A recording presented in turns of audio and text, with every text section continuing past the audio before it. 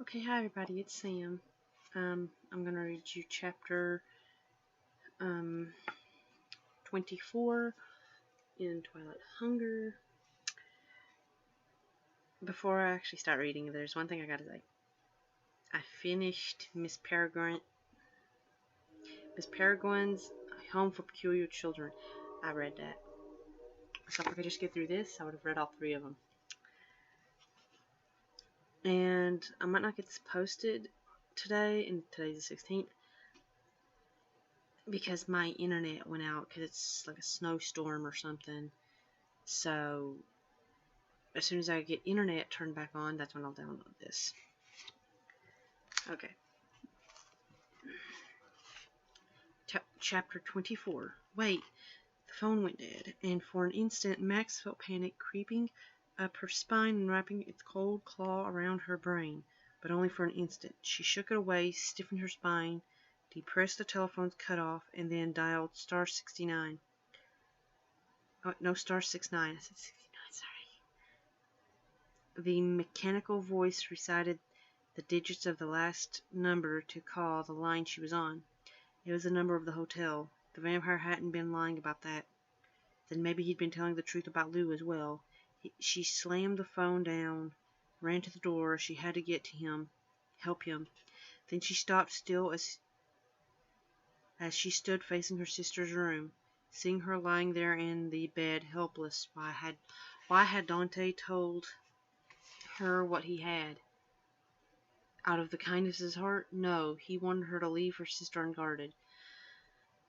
Damn it. How was she supposed to choose between her sister's life and Lou's? It occurred to her then that she didn't really need to choose. She went back into the waiting room, picked up the telephone, dialed 911, then told the dispatcher where Lou was and he was near death from blood loss. Then she dug into her jeans pocket for that other number, the one that sleazebag style had given her. As she dialed, she hoped that whatever Lou had done to the bastard to keep him tied up with the local police all night had failed. It was very dark, like standing outdoors on a still night in a thick fog. Mist swirled, and Morgan floated without the will or the strength to move. The girl with the spiky blonde hair floated out of the mist, looked at Morgan, and said, "Hey, I know you." Morgan shook her head slowly. "No." "Yes, you're her. I heard Maxie talking about you." Her head lifting slowly, Morgan asked, "You know Max?" "You're the long-lost sister, right?" The blonde smiled, but then her smile slowly died. "Max keeps telling me to come back, and I want to go back. I just can't find the way." Morgan sighed, every part of her too tired even to nod her head. "I know the way," she said. Her words were slow, expressed more as a sigh than a sentence, and that the only with effort. "But I don't have the strength."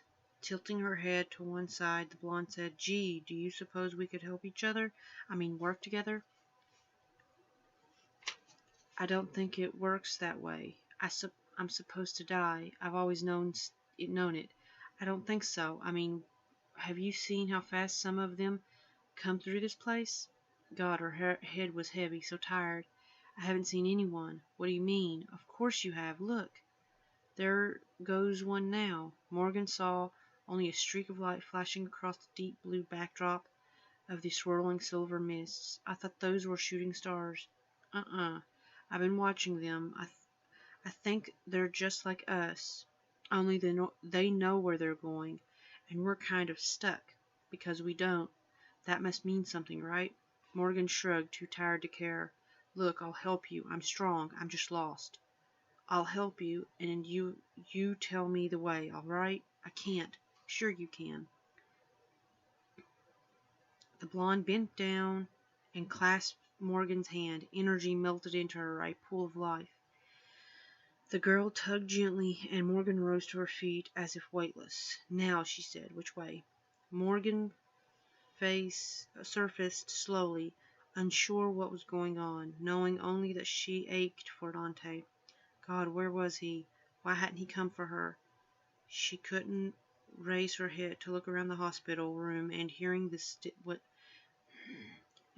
was distant, as if all sound was muffled. She saw only cloudy visions of as Maxine, her sister, spoke to Lydia and David.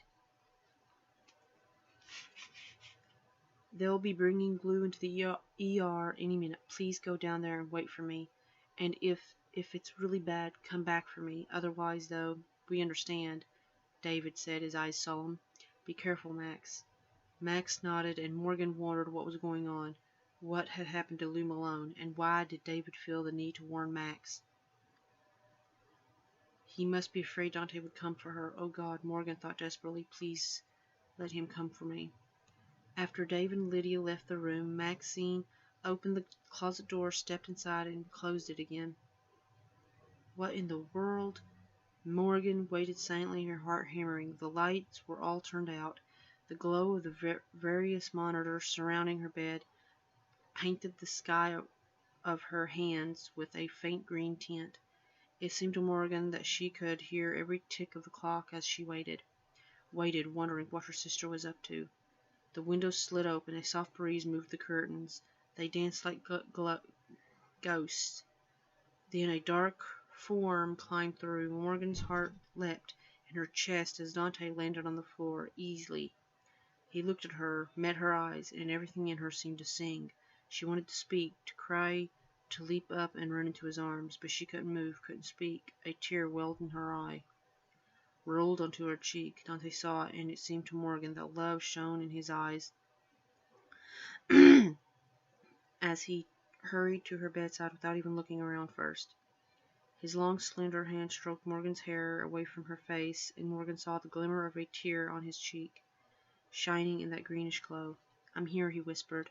It's all right now, my love. I'm here. He bent to press his lips to her, and she tasted his kiss only briefly.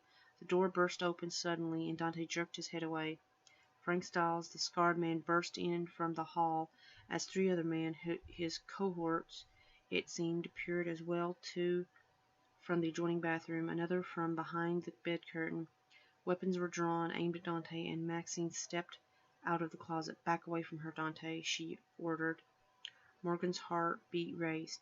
She tried to form words, lifted a hand in weak protest, but she was ignored. You don't know what you are doing, Dante said softly, staring at Morgan, his eyes gleaming with emotions. Please, she's going to die, Maxine. Your sister's going to die unless you let me help her. I'm sorry, I don't believe a word you say, Dante, not after what you did to Lou. Lou, Morgan wondered. What had Dante done to Lou? Stay calm, my love. Malone is fine, I promise you. Dante's thoughts rang in her mind, soothing. Stay alive. I'll come back for you, I swear it. I swear it. He started to turn for the window. Stiles fired a weapon, and Morgan caught her breath. It wasn't an explosion, but a small pop, as his gun shot a dart into Dante's shoulder. Whatever it was, it worked instantly. Dante buckled, dropped to his knees. One of the other men yelled, It works! Dante looked up at Maxine with pained eyes. For the love of God, don't let this happen. Max moved closer to him. You blew your shot at getting any sympathy from me when you attacked Lou Malone. He was the only one who wanted to give you the benefit of the doubt, you know.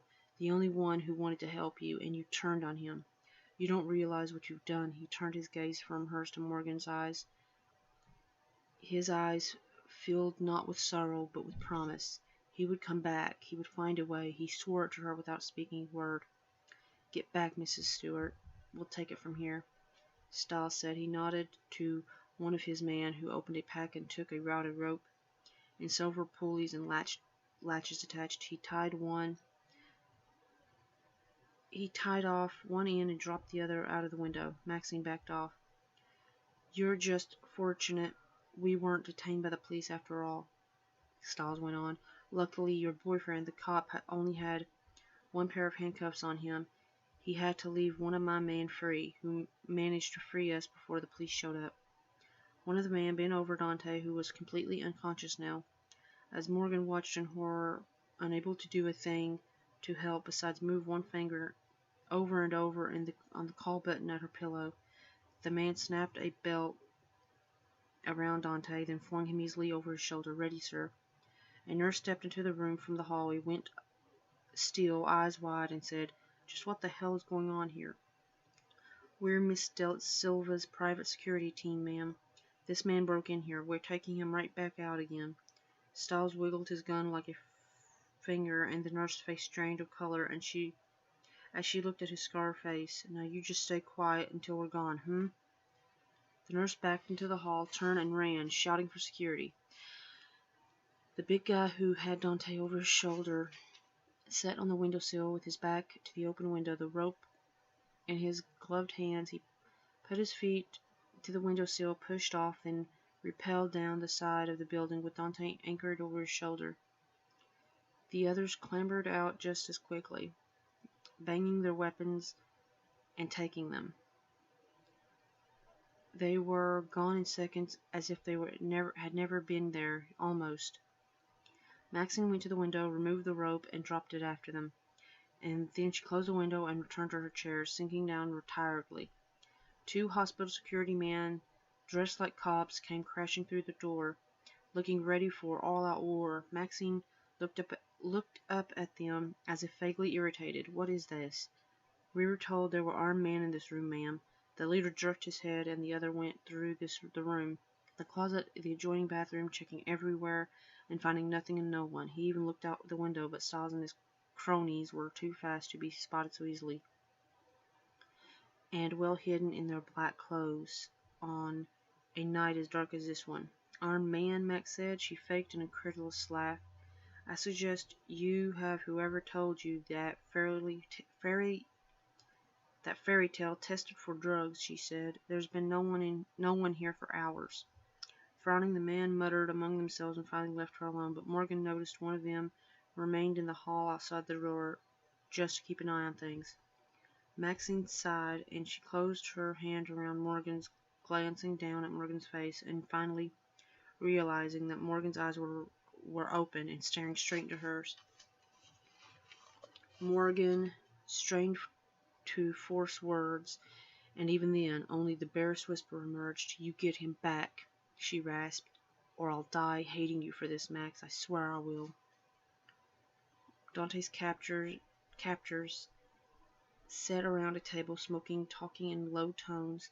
Dante had been rendered temporarily unconscious by the drug, whatever the hell it had been, but already its effects were wearing off. He was still weak, far from fighting strength, but at least he was awake, able to listen, smell, try to discern his surroundings. He was on a table, he thought, flat and hard.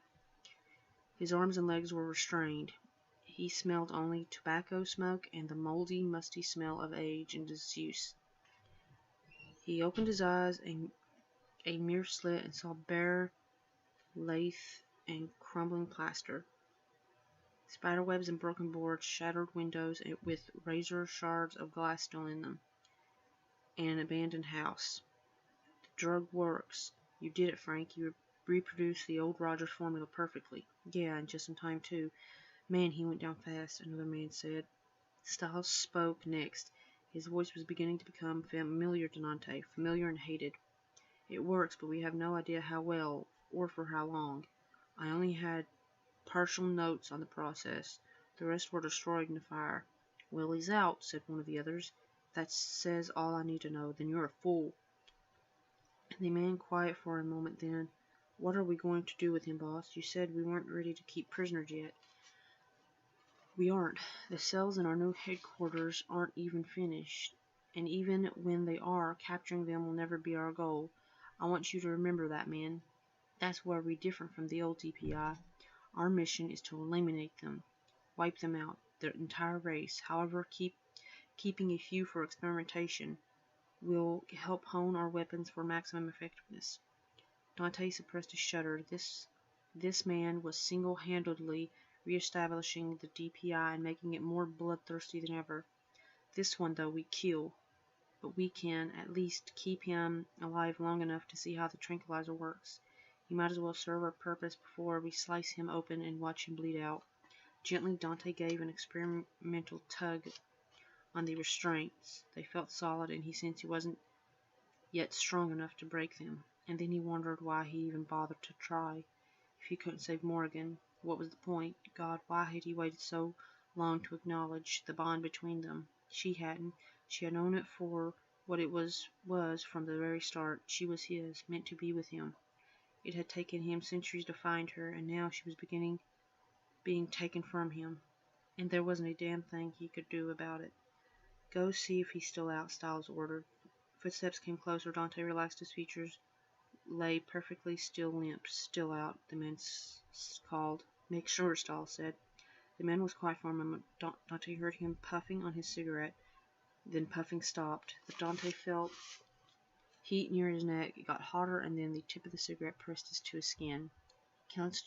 He clenched his jaw to keep from crying out as the skin seared. Pain screamed through him. He did not react. He couldn't, or they would kill him.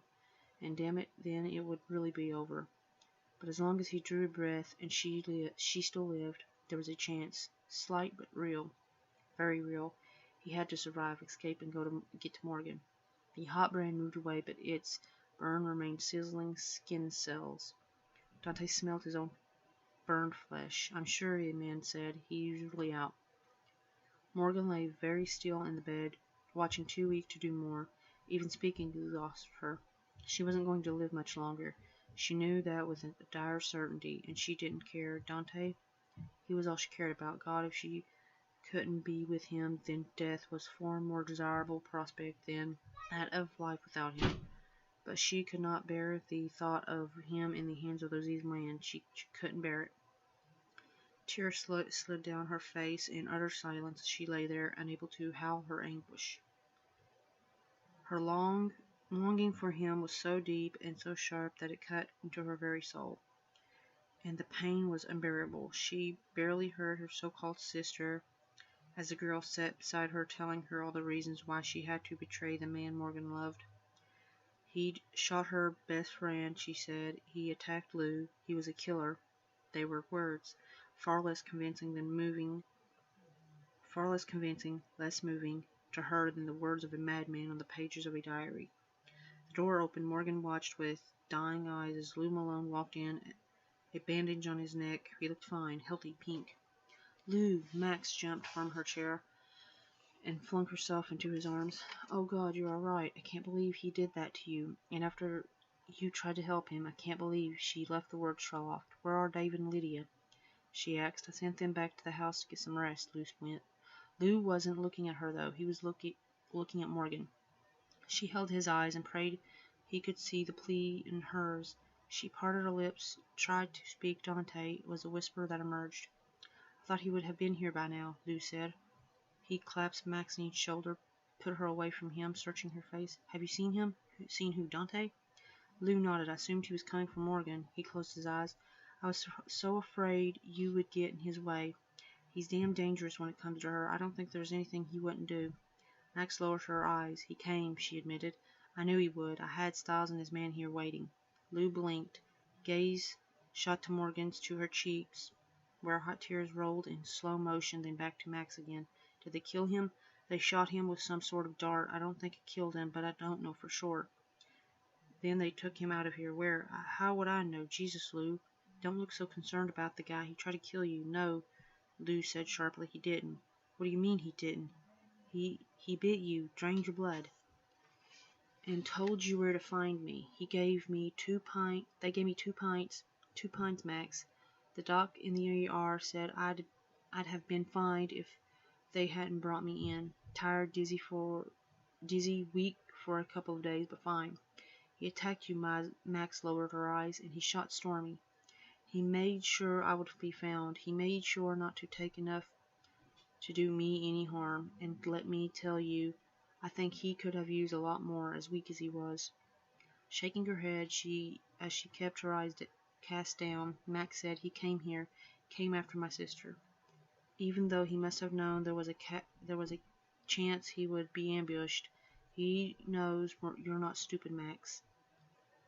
Sure, he thought he might lure you away, but it was a slim chance, and he came anyway, risked whatever the hell he's in right now to get to her, to kill her, Max snapped, or maybe to save her. No, you're wrong. You have to be wrong. Morgan's heartbeat sped up, and her breath was coming faster. God, they were so close to understanding. They had to save Dante. Please, God, let them save him from those men. There was a tap on the door. A nurse, wait, oh, by no chance. A nurse poked her head inside. Miss Stewart, you had a message at the desk from Lydia. She said someone has been trying to reach you on your cell phone with no luck and finally left a message with her at the phone. You're to call this number. She handed Max a slip of paper. I turned the cell phone off. There was a sign. The nurse nodded. They can mess with certain equipment in hospitals, but between you and me, you can use it in here if you want. Just stand near the window. Thank you. Max opened up the folded slip of paper, reading the number on it as the nurse walked out of the room. Her head came up slowly, eyes meeting Lou. It's the hospital in White Plains. Her eyes fell closed. Oh God, it must be Stormy. She must be gone, Lou. Oh God, she's gone. Lou wrapped Max up in his arms. Part of Morgan felt that her sister deserved to lose someone she loved after what she had done to Dante, but most of her wept to see her sister in pain. You'd better call, Lou said. Her mother will want to talk to you. Nodding, Max straightened away from him, starting fishing in her purse. Lou snatched a couple of tissues from a box on the bedside stand and caught her chin in his hands to hold her face still while he dabbed away her tears. Sniffing, Max poked numbers into her cell phone, held it to her ear and waited, and then she said, Hello, Mrs. Jones, it's Maxine. There was a pause, then she cupped the mouthpiece, spoke to Lou. She can't bring herself to tell me. She's putting someone else on. And then suddenly her eyes shot wider. Her hand moved, and she spoke into the mouthpiece again.